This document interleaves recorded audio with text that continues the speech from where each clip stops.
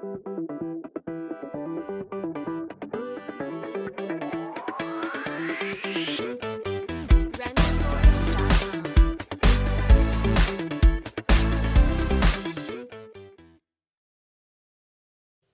Morning all of you. मैं सुरेश कुमार आप लोगों का स्वागत करता हूँ मेरे यूट्यूब चैनल पे।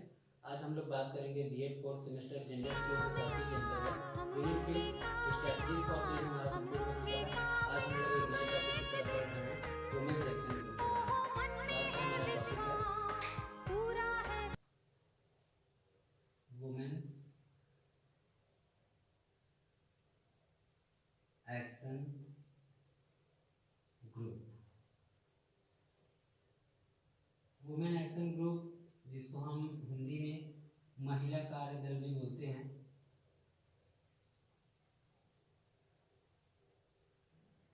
महिला कार्यदल बोलते हैं। यह जो है नारीवादी विचारधाराओं से जुड़े लोगों का ऐसा समूह है जो महिलाओं के अधिकारों की रक्षा हेतु या महिलाओं में हो रहे किसी भी प्रकार के अत्याचार से आगे लड़ने के लिए जो है इच्छुक होता है और सामने आता है। ये जो समूह है वो महिलावादी जितने भी विचारधारा हैं या उससे रिलेटेड कोई बातें हैं उसको मुद्दों को उठाने का एक काम जो है करता है। भारत और विश्व के नज़रिए से हम बात करें तो बहुत सारे ऐसे महिला संगठन बने हुए हैं या महिला कार्यदल बनाया गया है जो अपने अपने स्तर पे क्रियाशील रूप में हमको दिखाई देते हैं। महिला कार्यदल के अंतर्गत महिला कार्य के दल के अंतर्गत जो जुड़ी हुई महिलाएं हैं उनको फीमेल एक्टिविस्ट कहते हैं। फीमेल एक्टिविस्ट, ये जो फीमेल एक्टिविस्ट हैं यही जो है महिलाओं से रिलेटेड विभिन्न प्रकार के मुद्दों को समाज में शासन के सामने उठाते हैं और अपने हक को अधिकार को प्राप्त करने का प्रयास करते हैं। हम लोग सर्वप्रथम यहाँ पे इसको 3 कैटेगरी में बांट देंगे वुमेन सेक्शन ग्रुप के अंतर्गत। पहला चीज हम लोग इसको देखेंगे इंटरनेशनल लेवल पे, विश्व स्तर पे इसको हम बात कर सकते हैं, है ना। इंटरनेशनल लेवल पे बात करेंगे, फिर हम दूसरे स्तर पे बात करेंगे नेशनल स्तर पे, मतलब अपने भारत देश के कॉन्टेक्स्ट में बात करेंगे, फिर रीजनल क्षेत्रीय देखेंगे या फिर इसको हम स्टेट लेवल भी बोल सकते हैं। ठीक है, तो हम लोग 3 बिंदुओं पे यहाँ पे वुमेन सेक्शन ग्रुप के बारे में चर्चा करने जा रहे हैं। सर्वप्रथम हम लोग बात करते हैं वैश्विक स्तर पे। वैश्विक स्तर पे कौन कौन से ऐसे वुमेन सेक्शन ग्रुप हैं इंटरनेशनल लेवल, है ना। इंटरनेशनल लेवल में अगर हम बात करें तो यहाँ पे एक नाम हमारे पास आता है ओलिम्पे डी गॉजेस। ठीक है, इन्होंने 1748 से 1793 तक अपने अथक प्रयास किए। ये जो है फर्स्ट फीमेल एक्टिविस्ट कहलाती है, फर्स्ट फीमेल एक्टिविस्ट कहलाती है। इन्होंने क्या किया था, 1791 में इन्होंने डिक्लेरेशन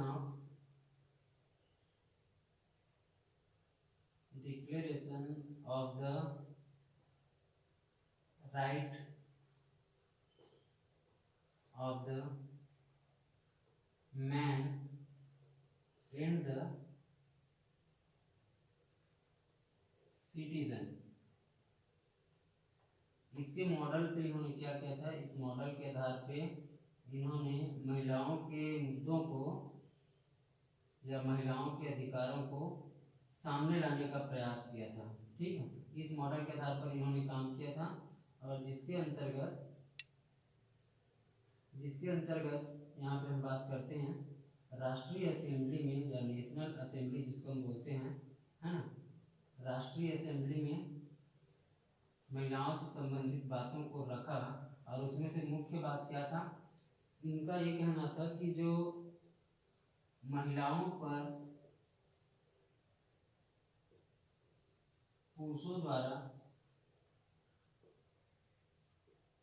जो शासन किया जा रहा है ना, महिलाओं के पर जो है पुरुषों के द्वारा जो शासन किया जा रहा है उसने इसका पूर्ण रूप से विरोध किया। विरोध किया। ये कौन थी? फीमेल एक्टिविस्ट थी प्रथम, है ना।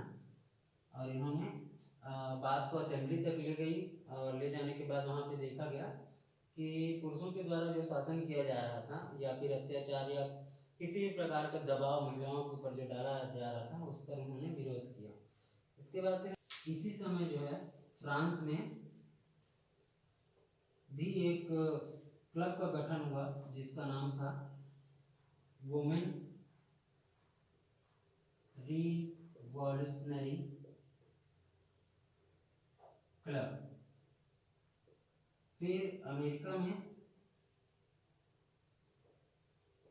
1830 में वुमेन सोसाइटी का गठन किया गया जिसमें वुमेन से संबंधित या उनके अधिकारों से संबंधित चीज़ों के बारे में बात हुई।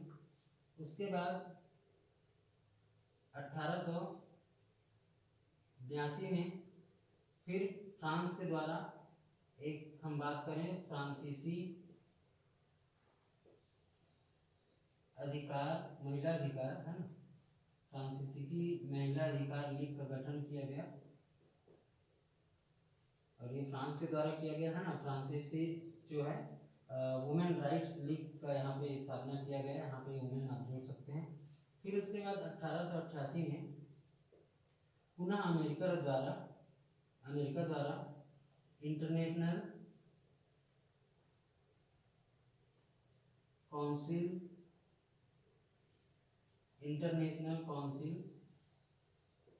ऑफ वुमेन की स्थापना की गई। इसके बाद 1945 में एक और संस्था यहाँ पे बनाई गई जो कि थी WIDA। इसका पूरा नाम है वुमेन्स इंटरनेशनल डेमोक्रेटिक फेडरेशन। और ये जब स्थापना हुई तो इसमें लगभग 39 देशों को इसमें जोड़ा गया जो कि स्त्री अधिकारों के बारे में अपना मत या फिर उसको प्राप्त करने का जरिया जो है वो सुझा सकते थे साधन। ठीक है, इस तरीके से हमने इंटरनेशनल लेवल पे कुछ इंपॉर्टेंट फैक्ट्स देखे जो सारे एग्जाम के पॉइंट ऑफ व्यू से इंक्लूडिंग B.Ed M.Ed अदर जो कंपटीशन एग्जाम है उसके पॉइंट ऑफ व्यू से काफ़ी इम्पोर्टेंट है। अब हम लोग बात करने जा रहे हैं राष्ट्रीय स्तर पर महिला कार्यदल के बारे में। तो उसके अंतर्गत हम लोग बात करते हैं नेशनल लेवल पे। तो नेशनल लेवल पे यहाँ पे सबसे पहले अगर मैं बात करूँ तो घटना है 1828 की। आपको नाम बहुत अच्छे से पता होगा, राजा राम मोहन राय जी, है ना। इन्होंने क्या किया था? सती प्रथा का अंत किया था। सती प्रथा का अंत किया था। सती प्रथा मतलब महिलाओं से संबंधित चीजें हैं, है ना भाई। तो एक्चुअल में क्या हुआ था 1828 में राजा राम मोहन राय जी ने ब्रह्म समाज की स्थापना की। ब्रह्म समाज की स्थापना की और जब ब्रह्म समाज की स्थापना हो गई तब यही से ही ये महिला उत्थान के लिए आगे बढ़ गए। महिला उत्थान हेतु अपना कार्य जो है निरंतर करते रहे और अंत में हमने देखा कि सती प्रथा का जो है अंत हो गया।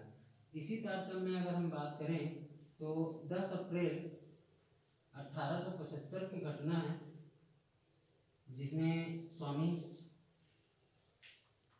दयानंद सरस्वती जी ने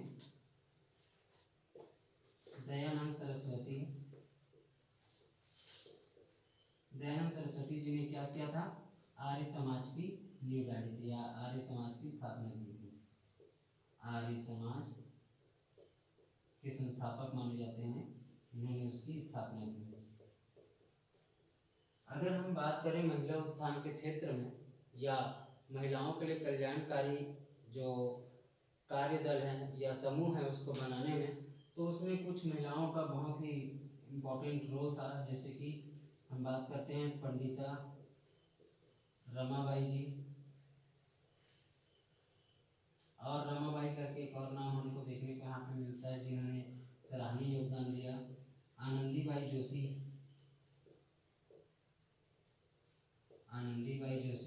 तो ऐसे कुछ नाम थे जिन्होंने भारत के क्षेत्र में महिलाओं के उत्थान के प्रति अपनी आम भूमिका निभाई है और जिसका ही परिणाम हमको आज देखने को मिलता है। फिर 1909 में रामेश्वरी नेहरू जी ने भुवनेश्वरी नेहरू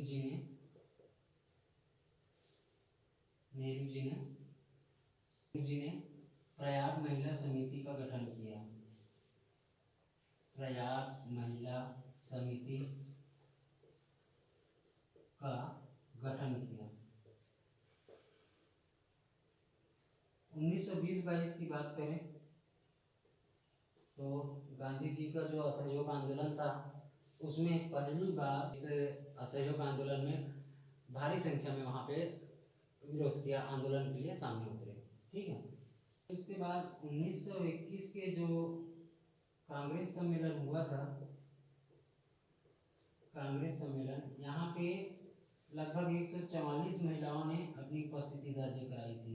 ये भी बहुत सराहनीय बात है। उसके बाद फिर 1928 की अगर हम बात करें तो महिला राष्ट्रीय संघ, है ना, या राष्ट्रीय महिला संघ या महिला राष्ट्रीय संघ की अगर हम बात करें तो ये पहला एक राजनीतिक संगठन था। पहला एक राजनीतिक संगठन यहाँ पे बनाया गया भारत में 1928 में महिला राष्ट्रीय संघ के नाम से। और ये जो संघ है उसको उन लोग क्या बोलते थे, शक्ति मंदिर। शक्ति मंदिर का नाम उन्होंने यहाँ पे से नवाजित किया था या फिर सुशोभित था। 1926 की अगर हम बात करें तो इस समय क्या है, उन्होंने ऑल इंडिया वुमेन कॉन्फ्रेंस की स्थापना की। 1926 में ऑल इंडिया वुमेन कॉन्फ्रेंस की स्थापना उन्होंने की। उसके बाद फिर हम बात करते हैं 1939 के बारे में। तो इस समय उन्होंने क्या किया, कांग्रेस महिला समिति का गठन हुआ। यहाँ पे कांग्रेस महिला समिति का गठन हुआ। फिर उसके बाद 1942 की बात करें हम तो यहाँ पे महिला आत्मरक्षा समिति का गठन जो है किया गया। महिला आत्मरक्षा समिति का गठन यहाँ पे किया गया। तो इस तरीके से हमने यहाँ पे देखा कि जो नेशनल लेवल पे या भारतीय दृष्टिकोण से महिला कार्यदल के रूप में किस तरीके से शुरुआत हुई, और वर्तमान परिप्रेक्ष्य में बात करें तो ऐसे हजारों संगठन जो है महिला उत्थान के लिए कार्य करते जा रहे हैं। तो अब हम लोग बात करते हैं राज्य स्तर पर महिला कार्यदल के बारे में। तो राज्य स्तर के अंतर्गत हम लोग अध्ययन करने के लिए अपने जो राज्य है छत्तीसगढ़ उसको उदाहरण के तौर पर लिया है। और राज्य स्तर पे कौन कौन से ऐसे महिला कार्यदल है उसके बारे में हम लोग बात करते हैं। तो उसमें स्पेसिफिक रेफरेंस मैंने एग्जांपल जो लिया है वो कहाँ से लिया है, छत्तीसगढ़ से लिया है। यहाँ पे बात करते हैं कि छत्तीसगढ़ का जो बालोद डिस्ट्रिक्ट है, बालोद डिस्ट्रिक्ट के अंतर्गत जो गुंडरदेही ग्राम है या विकास खंड हम बात करते हैं, वहाँ पे एक महिला रहती हैं जिनका नाम है शमशाद बेगम।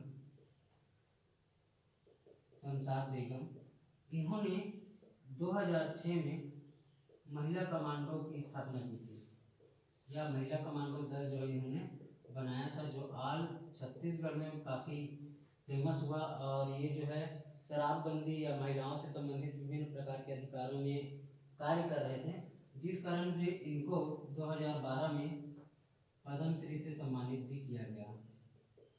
पद्मश्री से सम्मानित किया गया।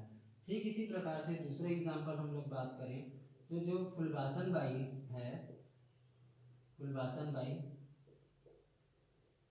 राजनांदगांव की है ना, इन्होंने क्या किया था, 2001 में एक सहायता समूह बनाया जिसका नाम था बमलेश्वरी सहायता समूह। इन्होंने भी एक समूह बनाया जो कि महिला उत्थान के प्रति जिम्मेदार थे, कार्य कर रहे थे। तो इस हेतु इनको भी 2012 में पद्मश्री से नवाजा गया था। इस तरीके से अगर हम राज्य स्तर पर बात करें तो विभिन्न राज्यों में विभिन्न प्रकार के ऐसे दलों का या फिर समूहों का निर्माण किया गया है। इसके अंतर्गत अगर हम और पॉइंट जोड़ना चाहें छत्तीसगढ़ के संदर्भ में, तो आप जानते हैं कि दीदी बैंक या दुर्गा स्व सहायता समूह ऐसे करके बहुत सारे महिलाओं से संबंधित जो है संस्था या संगठन बनाए गए हैं जो कि हर स्तर में क्रियाशील हैं और महिला उत्थान के प्रति कार्य करते रहते हैं। तो इस तरीके से हमने देखा वुमेन्स एक्शन ग्रुप के अंतर्गत इंटरनेशनल लेवल, नेशनल लेवल और रीजनल लेवल तीनों ही स्तर पे महिलाएं जो है अपने अधिकार को प्राप्त करने की पूर्णतः कोशिश कर रही हैं, जिसके अंतर्गत उन्होंने विभिन्न प्रकार के कार्यदल, संगठन या समूहों की स्थापना की है और उसमें अपने विकास की ओर अग्रसर हो रहे हैं। इसके बाद फिर हम लोग बात करेंगे इसमें महिला कार्य दल के कार्य के बारे में। महिला दल के कार्य के अंतर्गत हम लोग बात करते हैं कि महिला कार्य दल के कौन कौन से ऐसे कार्य हैं, तो उसके अंतर्गत हम लोग कुछ पॉइंट्स देखेंगे, जिसके अंतर्गत पहला पॉइंट है सामाजिक समस्याओं के विरुद्ध अभियान। महिलाओं से संबंधित समाज में विभिन्न प्रकार की समस्याएं फैली हुई हैं, तो उन संदर्भों में इन कार्य दलों का मुख्य काम रहता है अभियान चलाना और उनको न्याय दिलाने का प्रयास करना। दूसरा चीज़ सरकारी योजनाओं का प्रचार प्रसार। महिलाओं से संबंधित या महिला हित से संबंधित जितने भी प्रकार के सरकारी प्रयास किए जा रहे हैं शासन के द्वारा, उसको जन जन तक पहुंचाने का कार्य भी जो है महिला कार्य दल के द्वारा किया जाता है। जन जागरूकता का प्रसार। जाहिर सी बात है, महिलाओं के संदर्भ में अगर संवैधानिक या आईपीसी की धाराओं के बारे में बात करें तो लगभग सभी प्रकार के जो हक हैं, अधिकार हैं या संविधान में लिखी जितने बातें हैं वो महिलाओं के फेवर में हैं, जिससे महिलाएं जो हैं चाहे वो सुदूर अंचल के हो या ग्रामीण इलाके के हों, वो लगभग उनसे अनजाने हैं। तो यहाँ पर जन जागरूकता का प्रसार भी महिला कार्य दल के द्वारा किया जाता है, जिनसे प्रत्येक महिला या प्रत्येक सुदूर अंचल में भी जो महिलाएं हैं उनको यह बात पता होनी चाहिए कि उनके कौन से अधिकार हैं, कौन से कर्तव्य हैं। उसके बाद फिर महिला अधिकारों के लिए संघर्ष करना। तो जाहिर सी बात है, यहाँ पे महिलाओं का अधिकारों का जो है हनन किया ही जा रहा है, तो उस संदर्भ में संघर्ष करना भी महिला कार्य दल का एक प्रमुख कार्य के अंतर्गत हमको दिखाई देता है। महिला सशक्तिकरण के कार्य। महिला को सशक्त, उसको जोड़ने का, एकीकृत करने का जो भी प्रयास है वो महिला कार्य दल के द्वारा निरंतर रूप से किया जा रहा है।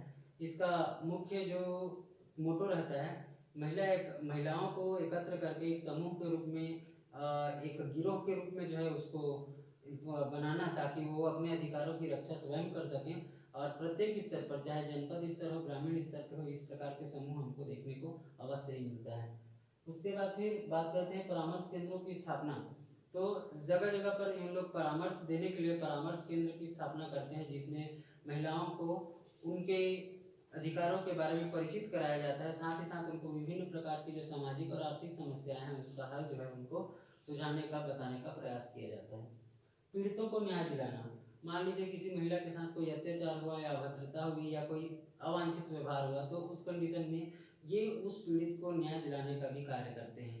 किसी भी पीड़ित महिला के द्वारा अगर आयोग में कोई बात जो है, महिला आयोग में कोई बात अगर डाला जाता है, तो वहाँ पे पूर्ण रूप से महिलाओं का जो है, जो समूह में जुड़े हुए हैं उनकी सहायता के लिए बढ़ चढ़कर आगे बढ़ते हैं और पूर्ण रूप से उनको आश्वासन भी दिया जाता है और उनको न्याय भी प्राप्त होता है। अगला चीज़ हम लोग बात करें आर्थिक सहायता प्रदान करना। कुछ महिलाएं ऐसी भी होती हैं जो आर्थिक रूप से कमज़ोर होती हैं और कहीं ना कहीं अपने आप को वो एस्टेब्लिश नहीं कर पाती है समाज में, सोसाइटी में। तो उस संदर्भ में महिला कार्य दल का यह दायित्व होता है, कर्तव्य होता है कि उनको आर्थिक रूप से भी सहायता प्रदान करें। उसके बाद फिर अगला है, अंतिम है हमारा, जनता को सामाजिक मंच प्रदान करना। जनता से आशा यहाँ पे न केवल महिला बल्कि पुरुष को भी है। तो ये महिला कार्य दल जो है सर्वभौमत्व सूचना पे कार्य करने वाला दल है, जिसके अंतर्गत मेन पॉइंट वहाँ पे महिलाओं को ध्यान में रखकर किया जाता है। तो विभिन्न प्रकार की महिलाएं विभिन्न जगहों में निवास करती है, उनके अलग कल्चर, अलग प्रकृति, अलग व्यवहार हो सकता है, खान पान, रहन सहन, किंतु ये एक ऐसा सामाजिक मंच प्रदान करता है उनको, जहाँ पे महिलाओं से जुड़ी सारी समस्याओं का जो है वहाँ पे अवलोकन करके उसको खत्म करने का या रोकने का प्रयास किया जाता है। तो आज हमने वुमेन सेक्शन ग्रुप के बारे में कंप्लीट परिचर्चा की। अगर आपको कुछ प्रश्न पूछना है तो आप मुझसे पूछ सकते हैं और आगे की कक्षाओं के लिए मेरे साथ बने रहिए। आप लोगों का बहुत बहुत धन्यवाद।